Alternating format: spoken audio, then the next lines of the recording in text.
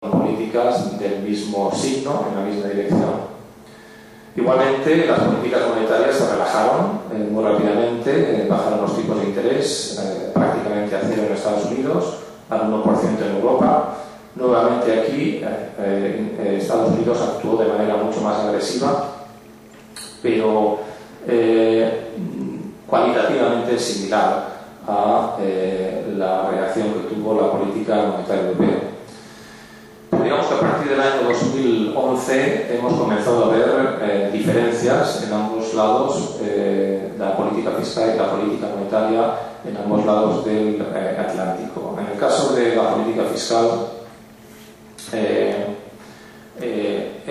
os he mostrado antes un gráfico que veía como el déficit fiscal estructural en Estados Unidos después de esos programas de estímulos es muy importante, alrededor del 9% del PIB, mientras que en Europa está alrededor del 3-4% del PIB.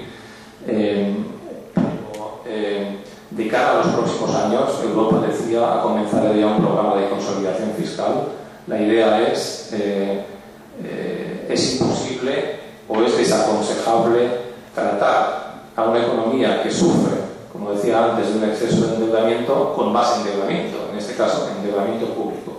Una cosa es un programa de estímulo fiscal transitorio, como el del año 2008 o 2009, con el objeto de parar un poco la caída, de crear un colchón a la caída de la demanda privada.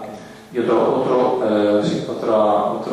cosa distinta es un programa de estímulo fiscal mantenido en el tiempo. Europa ha optado por la primera vía, es decir, una vez superadas las urgencias de los años 2008-2009, ha iniciado el camino de la consolidación fiscal con el objetivo de reducir los déficits públicos. La idea es que es la única forma de solucionar la crisis soberana y es la única forma de, a largo plazo, crear una economía que crezca de manera sostenida. Bueno, en Estados Unidos, obviamente, han tomado un camino diferente. Todavía en el año 2011, se han aprobado algunas medidas de estímulo fiscal. Y si no lo han hecho para el 2012, simplemente es por la parálisis política que existe en Washington en este momento. Pero desde luego no hay visos de que vayan a reducir el déficit público a corto plazo de manera significativa. ¿Eso qué quiere decir? Bueno, hay riesgos, hay ventajas y hay desventajas en esta política, obviamente. La alternativa que ha tomado Europa de consolidación fiscal tiene la desventaja a corto plazo de que, como decía antes, frena en la recuperación económica. Además puede frenarla de manera sustancial. La alternativa o el camino elegido por los Estados Unidos también tiene sus problemas o efectos colaterales que, como nos muestra este gráfico, se han producido claramente en Japón. En Japón, a principios de los años 80, adoptaron programas de estímulos fiscales, pues como veis, de una magnitud comparable a los de Estados Unidos, al gráfico que mostraba antes para los últimos años en Estados Unidos. ¿Qué ocurre? Que al cabo de los años, cuando estos programas dejan de tener eficacia, la política económica intenta corregir esta situación, pero si la recuperación no es lo suficientemente sólida, que es, como digo, el riesgo claro que se corre en Estados Unidos y en Europa y la situación que se produjo en Japón, políticamente es muy difícil introducir programas de consolidación fiscal. De manera que estos déficits públicos tan altos se enquistan, se mantienen en niveles muy elevados. ¿Cuál es la consecuencia de todo ello? Bueno, que como veis ahí, Japón era un país cuya deuda pública antes de la crisis estaba en niveles muy bajos, 60% del PIB. Esto en términos brutos, en términos netos sí que era menor todavía. Y hoy tiene unos niveles de deuda pública de 250% del PIB. Es decir, en una situación claramente insostenible y que es asimismo una carga muy fuerte para la recuperación. Es decir, estamos en un círculo vicioso en el que la recuperación no es suficientemente sólida como para reducir el déficit público Ello, junto con una tasa de inflación baja, aumenta la deuda pública, y la deuda pública en sí mismo se convierte en un freno al crecimiento, a la recuperación. Y como decía antes, bueno, pues llevamos 20 años en esta situación. Esta es la desventaja de adoptar políticas que, de una manera simplificada, podríamos llamar keynesianas, es decir, aumento muy fuerte de los estímulos fiscales y luego reticencias a corregir esos estímulos. Voy a saltarme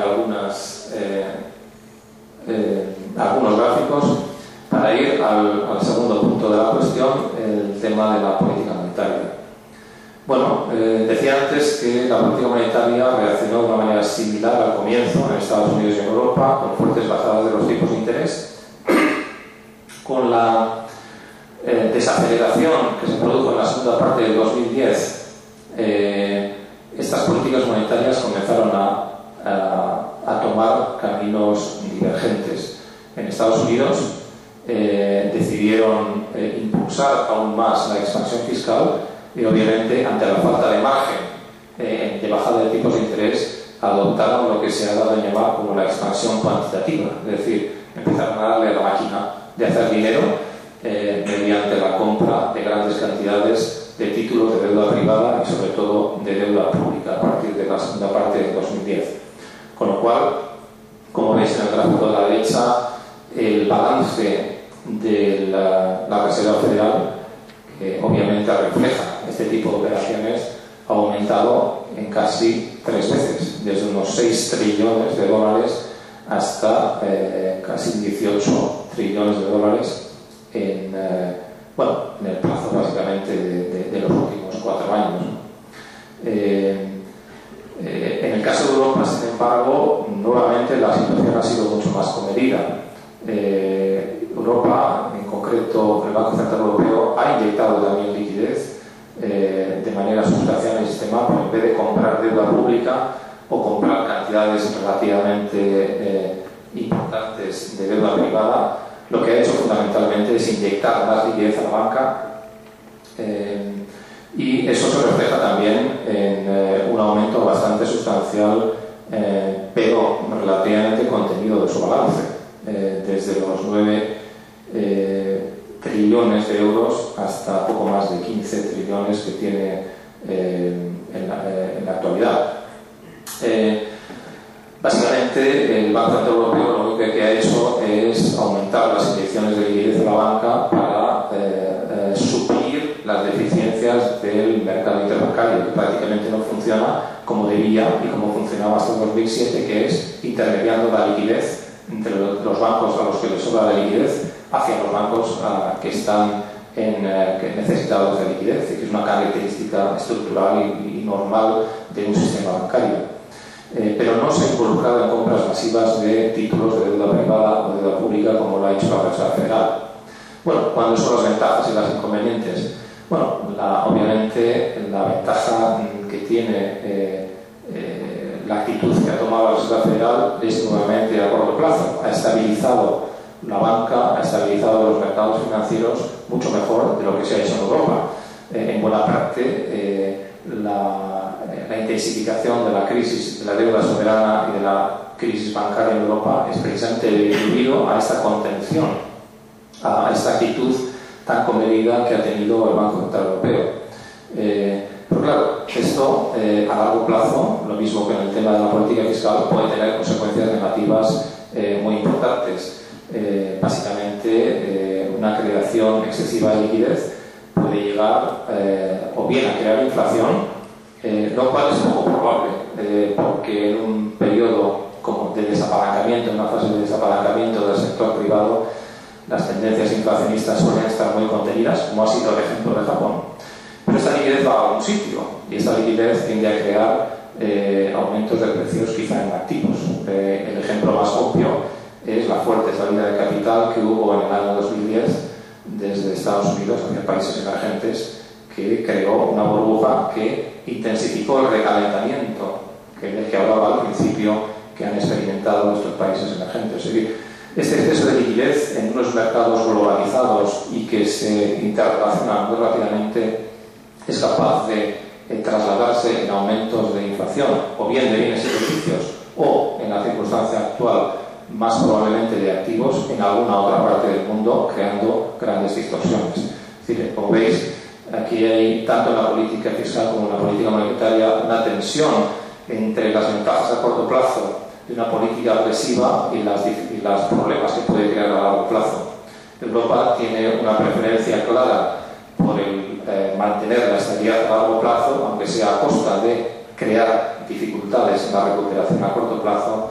Estados Unidos ha optado por un camino inverso, que es tratar de estabilizar la situación a corto plazo y a la larga, bien, ya veremos, ¿no? Como decía Keynes, a largo plazo todos muertos, ya veremos, será otro gobierno, será otra Reserva Federal la que tenga que lidiar con las posibles consecuencias de esta política más agresiva. Y bien, con esto termino ya, porque yo creo que me he extendido lo suficiente. Simplemente resumir un poco la situación. Bueno, venimos de una crisis económica financiera muy seria en 2008-2009. Una política fiscal, una política monetaria agresiva ha contenido lo peor de esa situación, pero ahora estamos en una fase de convalecencia. Una fase de convalecencia en la cual hay que digerir una cantidad de deuda acumulada tanto en el sector privado como más recientemente en el sector público muy elevada. Esto va a reducir la capacidad de crecimiento potencial de nuestras economías en medio plazo, que a su mismo dificulta el ajuste.